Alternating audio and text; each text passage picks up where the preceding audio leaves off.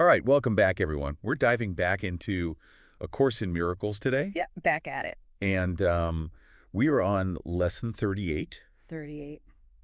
And yesterday, we were talking about choosing love over fear. So, do you remember that? Absolutely, yeah. It's like setting the foundation, right? It is setting the foundation. For understanding how to work with fear. Yeah.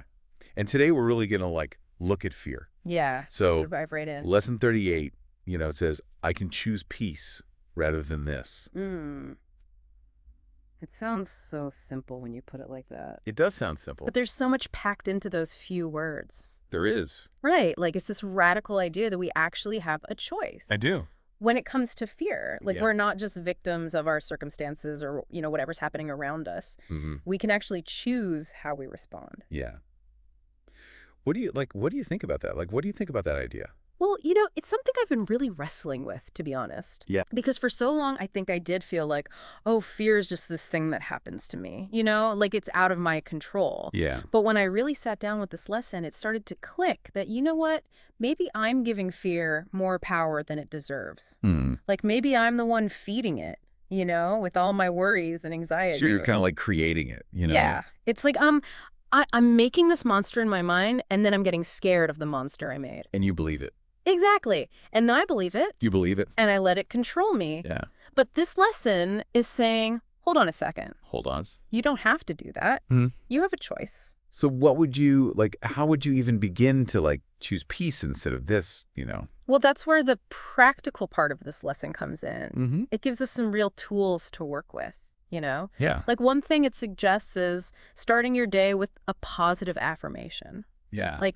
Like saying to yourself, I choose peace today. I choose love instead of fear. That's good. I like that. It might sound kind of cheesy, but Yeah.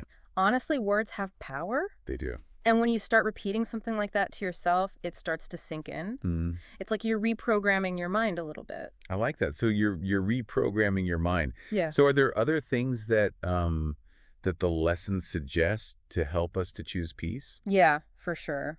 Another big one is mindfulness. Okay. Have you ever tried mindfulness practices? I have. Yeah, so it's all about just paying attention to your thoughts and your feelings without judging them. Yeah. So when a fearful thought pops up, you just notice it. You say, oh, hey there, fear. Yeah. But you don't get swept away by it. Right. You don't let it take over. You just observe it, and then you consciously choose a different thought. Like a more positive thought. Exactly. A more peaceful thought. A more loving thought. So, give me an example. Okay, so let's say you're about to give a presentation at work. Mm-hmm. I hate those. Yeah, they can be nerve-wracking, right? Yes, definitely. So that old fear might start creeping in. What if I mess up? What if people judge me? What if I forget what to say? Yeah, the what ifs. Right. But instead of letting those thoughts spiral out of control, you take a breath and you say, okay, I'm feeling anxious right now. That's okay. It's just a feeling. It doesn't have to control me. And then you choose a different thought, like, I've prepared well for this. I know my stuff. And even if I make a mistake, it's not the end of the world. So you're reframing it. Exactly. You're reframing it. You're shifting your perspective. Yeah. And that can make a huge difference in how you feel and how you perform.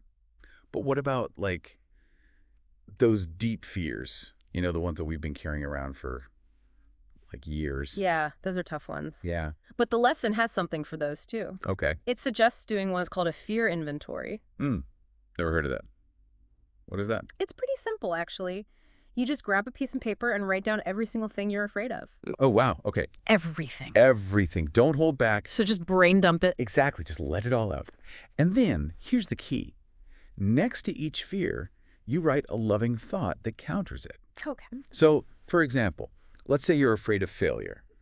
Your loving thought might be, I am capable and resourceful. I learn and grow from every experience. That's good. I like that. Yeah. Or, let's say you're afraid of being alone. Yeah. Your loving thought could be, I am loved and supported. I am connected to something greater than myself. I like this exercise. It's powerful, right? Yeah, it is. Because it forces you to confront your fears head on, but it also gives you the opportunity to transform them. Yeah. To replace those fear-based stories with stories of love and courage and resilience. That's really good. I like that. It's not about pretending the fears don't exist. It's about choosing a different way to relate to them. Yeah. To choose a different narrative. Because I feel like if you just ignore it or you just like stuff it down, it'll just come up later. Oh, absolutely. It'll find a way to manifest, whether it's through anxiety or physical symptoms or relationship problems, you know? Yeah. So facing those fears head on, that's where the real healing begins.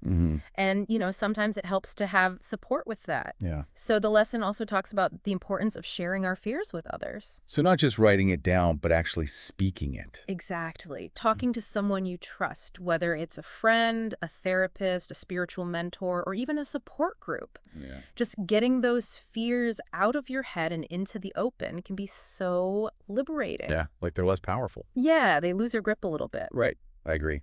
And sometimes just hearing someone else say, I understand. I've been there too. It can make all the difference. Yeah. It can help you feel less alone, less isolated in your fear. Right. And that can give you the courage to keep going, to keep choosing peace. Okay. So we talked about affirmations. We talked about writing it down. We talked about mindfulness. We talked about speaking it. What else? What other tools are in this lesson that we can use? Well, two more big ones that come up are meditation and gratitude. Yeah. So with meditation, the lesson suggests spending some time each day just focusing on the idea of love overcoming fear. You could visualize yourself in a situation that normally triggers anxiety. Yeah. And see love just washing over that fear, transforming it, dissolving it. Or you could simply repeat a mantra to yourself like, love is here, fear has no power. That's good. It's about immersing yourself in the energy of love and letting it fill every cell of your being. Okay. And what about gratitude? Gratitude. That's one of my favorites. You know, it's so simple, but so powerful. Yeah. Just taking a few minutes each day to reflect on all the good things in your life, to appreciate the people you love, the experiences you've had, the blessings you've received.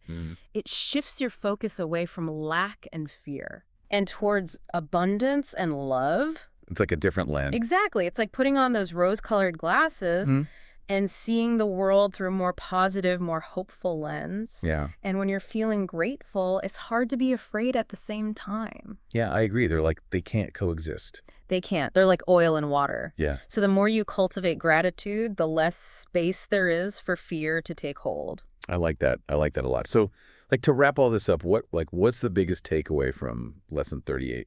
I think the biggest takeaway, the one that keeps echoing in my mind, is that we always have a choice.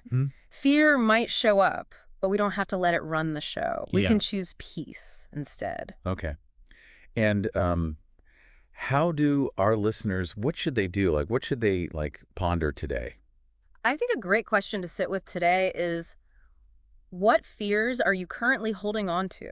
You know, what are those stories that are keeping you stuck, keeping you small, keeping you from living your fullest life?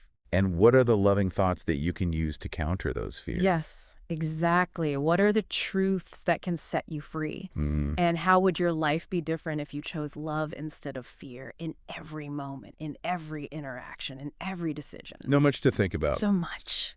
All right. Well, thank you so much for this deep dive. My pleasure. You know, into lesson 38. Yeah. Of A Course in Miracles. Yeah.